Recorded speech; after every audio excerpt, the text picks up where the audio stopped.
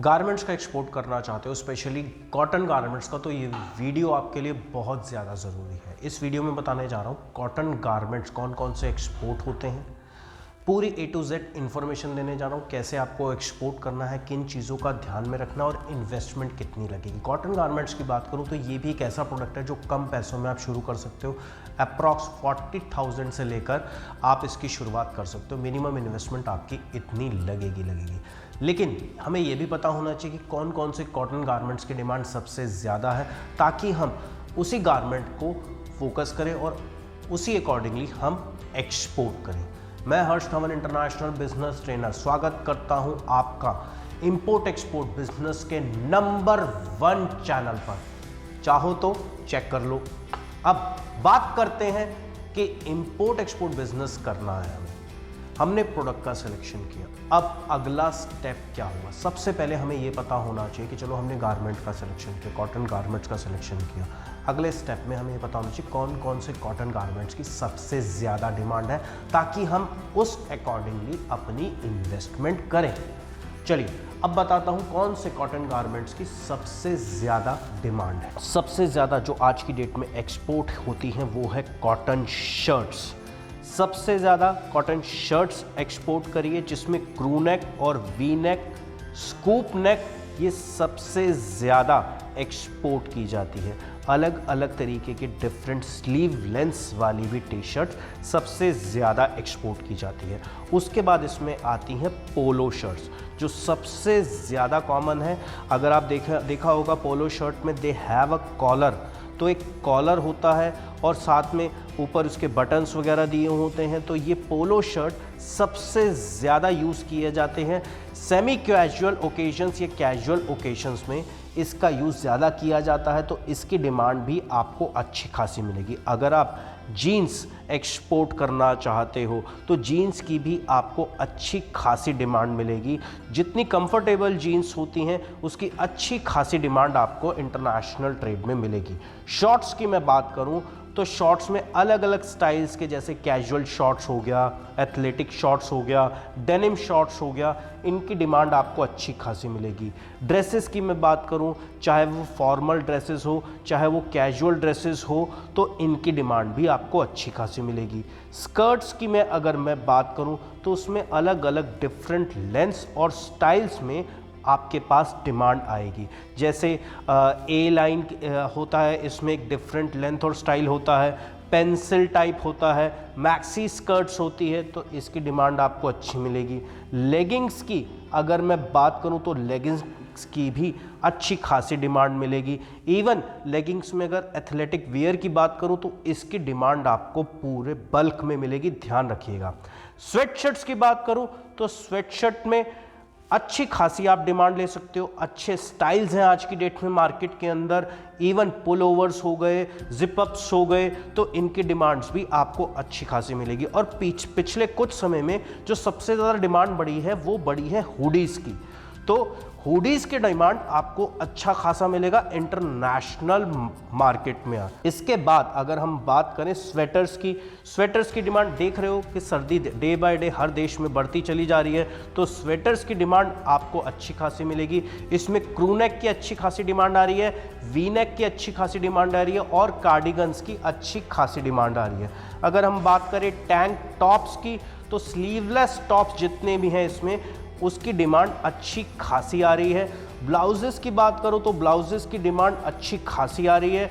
अगर मैं जैकेट्स की बात करूं तो जैकेट्स में लाइट वेट जैकेट्स की डिमांड सबसे ज़्यादा इंक्रीज हुई है। अगर मैं जंप सूट्स और रॉम्पर्स की बात करूं तो जंप सूट्स की आपको अच्छी खासी डिमांड मिलेगी इंटरनेशनल ट्रेड में। स्लीप वेयर की बात करूं, चाहे उसमें पजामा हो, नाइट गाउन्स हो या किसी भी तरीके का स्लीप वेयर हो, इसकी डिमांड अच्छी खासी मिलेगी। और पिछले कुछ समय में इसकी डिमांड अच्छी खासी बढ़ी भी है। एक्टिव वेयर की बात करूं, जैसे लेगिंग्स हो गया, टी शर्ट्स हो गए, स्पोर्ट्स ब्रास हो गई, तो इसमें आपको अच्छी खासी डिमांड मिलेगी। अगर स्विम वेयर की बात करूं तो स्विम वेयर में भी आपको लाइट वेट, ब्रीथेबल जितने भी ये स्विम वेयर हैं, इसकी डिमांड चाहे वो बीच के लिए है या पूल के लिए है, अच्छी खासी डिमांड मिलेगी। अब हम बात करते हैं क्वालिटी की।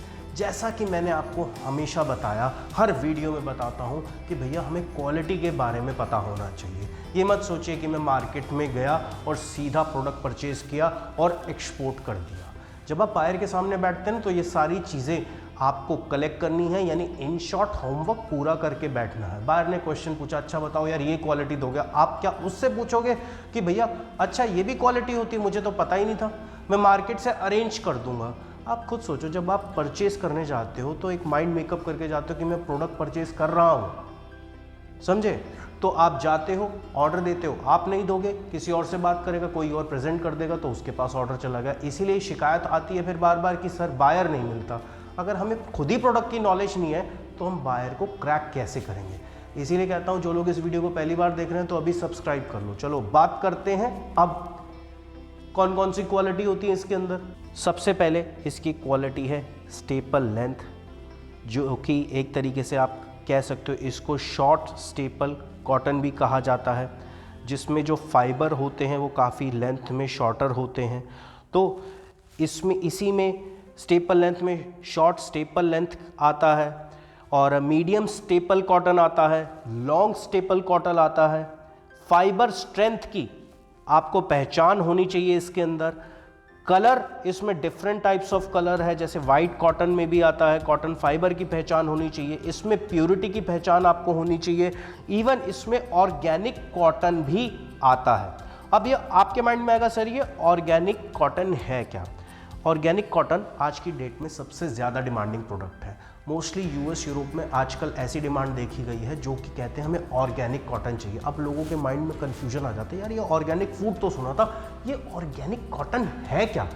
चलिए बताता हूँ। ऑर्गेनिक कॉटन ये जो यूज़ किया जाता है ये बिना सिंथेटिक पेस्टिसाइड्स और फर्टिलाइज़र से तैयार किया जाता है, इसीलिए इसको ऑर्गेनिक कॉटन कहते हैं। नॉर्मली कॉटन में पेस्टिसाइड्स और फर्टिलाइज़र्स का यूज़ किया जाता है, तो इसीलिए वो ऑर्गेनिक नहीं होता। अब इसमें क्या है, इसमें लिंट परसेंटेज भी देखी जाती है। अब ये भी देखा जाता है कि जो कॉटन है ज्योग्राफिकली उसकी ओरिजिन क्या है।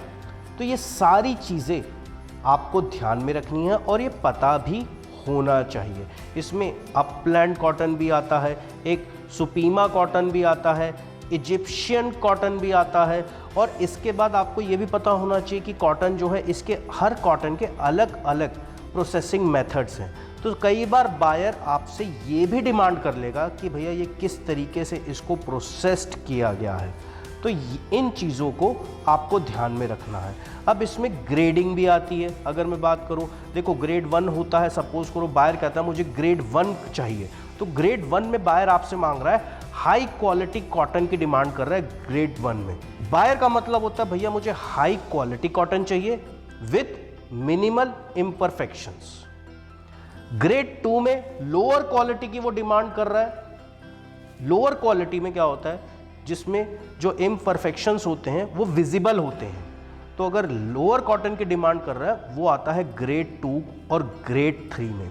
तो ये चीज़ आपको ध्यान में रखनी है।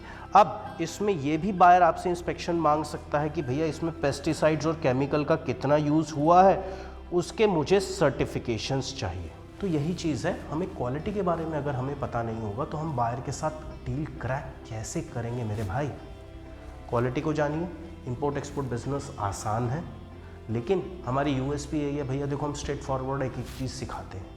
समझिए, जानिए, उसके बाद स्टेप उठाइए। अगर इंपोर्ट एक्सपोर्ट बिजनेस प्रैक्टिकली सीखना है, ऑनलाइन सीखना है, ऑफलाइन सीखना है, तो स्क्रीन पे नंबर आ रहा है, अभी फ़ोन घुमाओ और अभी कॉल कर लो और रजिस्ट्रेशन करा लो।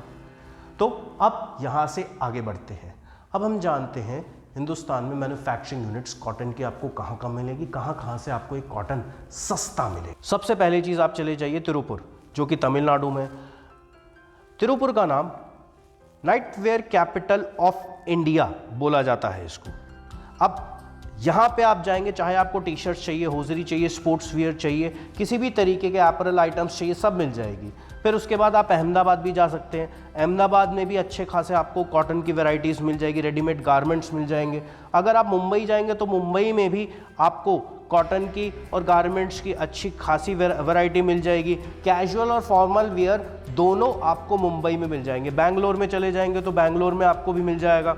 अगर मैं लुधियाना जाऊँ, लुधियाना सबसे बड़ा हब है भैया, लुधियाना जाओ, मैं तो कहता हूँ सबसे बड़ा हब है। वुलन गारमेंट्स अगर आपको चाहिए तो लुधियाना बेस्ट है, तो आप लुधियाना भी जा सकते हो।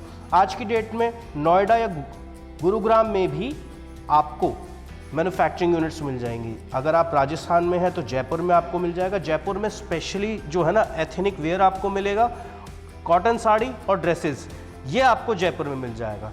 इवन तमिलनाडु जाओगे तो कोयम्बटूर में भी आपको अच्छी खासी मैन्युफैक्चरिंग यूनिट्स मिल जाएगी। हरियाणा पहुंच जाओ, पानीपत सबसे बड़ा हब है। आपको किसी भी तरीके की सपोज करो कॉटन बेडशीट्स चाहिए, टॉवल्स चाहिए, होम फर्निशिंग्स के आइटम चाहिए, तो सबसे बेस्ट है पानीपत से। मैं खुद भी पानीपत से बहुत डील कर चुका हूँ। और प्लस पानीपत वालों का एक और चीज़ है, देखो ये मैं अपना एक्सपीरियंस कह रहा हूँ कि जब हमने डील की, वो आपके सामने जब प्रेजेंटेशन करते हैं तो वो आपको ये भी बता देंगे सर आप इसमें डील करो, इसमें ऑर्डर मिलने के आपको ज़्यादा चांस है। तो वो एक तरीके से जो हमने जितने पानीपत के लोगों के साथ डील की, क्योंकि देखो हमारे क्या कहते हैं, मैं दिल्ली में हूँ तो मैं दिल्ली से पास भी पड़ता है, तो बेसिकली तो हमारा ज़्यादा जो काम रहता है वो पानीपत से ही रहता है। तो यहाँ पे आपको हमें गाइडेंस भी मिल जाती है। हमने जब स्टार्टिंग किया था इस चीज़ में तो इन्होंने हमें पानीपत वालों ने हमें अच्छा खासा गाइड किया था, उसका हमें बेनिफिट भी मिला, ऑर्डर भी जनरेट हुए। अब इससे आगे बढ़ते हैं, सूरत चले जाओ। सूरत सारी दुनिया जानती है भैया, सूरत तो सबसे बड़ा हब है, तो सूरत में भी आपको मिल जाएगा। अगर मैं बात करूँ होलसेल मार्केट की, होलसेल मार्केट में आप टैंक रोड चले जाओ दिल्ली में तो टैंक रोड में मिल जाएगा। नेहरू प्लेस चले जाओ वहाँ पे भी मिल जाएगा। चांदनी चौक में भी मिल जाएगा। अहमदाबाद में सरंगपुर मार्केट है, यहाँ से भी मिल जाएगा। सूरत में भी आपको मिल जाएगा। बैंगलोर जाओगे तो बैंगलोर में कमर्शियल स्ट्रीट है, वहाँ पे आपको मिल जाएगा। कोलकाता में हो तो कोलकाता में बड़ा बाज़ार चले जाओ, वहाँ से आपको कॉटन गारमेंट्स मिल जाएंगे। मुंबई में कलान मस्जिद है, वहाँ पे आपको कॉटन गारमेंट्स मिल जाएंगे। पुणे में एमजी रोड पे मिल जाएंगे। बैंगलोर में चिकपेट पे मिल जाएंगे। और अगर चेन्नई की बात करूँ तो सो कारपेट पे मिल जाएंगे। तो ये आपके पास यहाँ पे होलसेल मार्केट्स हैं, जहाँ से अगर आप कम इन्वेस्टमेंट में शुरू करना चाहते हो तो आप कॉटन गारमेंट्स का काम स्टार्ट कर सकते हो। अब आपके माइंड में आएगा सर इसके एक्सपोर्ट प्रमोशन काउंसिल कौन सी है, या मैं काम कैसे शुरू करूं। सबसे पहले बेसिक प्रोसेस, फर्म खोलो, जीएसटी नंबर ले लो, करंट अकाउंट ओपन करो, उसके बाद इंपोर्ट एक्सपोर्ट कोड ले लो, फिर एडी कोड ले लो।